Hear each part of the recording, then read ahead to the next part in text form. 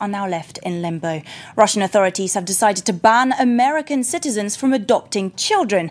They say the US is not safe for their kids, following the mistreatment of several Russian boys and girls. But the move is widely seen as a retaliation. It comes after Washington's recent decision to bar all Russian officials accused of human rights violations. Tit-for-tat politics, a heartbreaking situation for adoptive families and orphans. Sean Walker reports.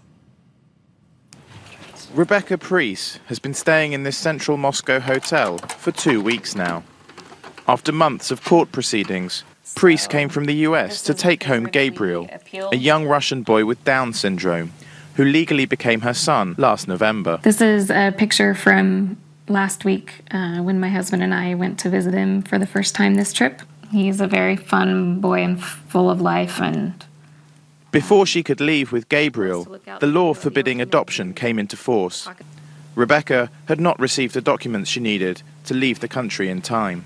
Our judge, when we came, called us all back to court and told us she could not issue the decree, the final decree, because of this new law. To sit outside the courtroom and have our representative come out and tell us, "Not today," was her words, and your heart just drops. And it's devastating. There are 20 parents like Rebecca waiting for the green light. For others who did not receive their court orders before the law was passed, adoptions have simply been cancelled. There are around 500 children who already have become acquainted with their American adoptive parents and already had the hope of being adopted. These hopes have been dashed. For me, it's barbaric. There's no other word. But the Kremlin has no intention of backtracking. The Russian authorities claim adoption has become a business and point to cases of violence against adopted children.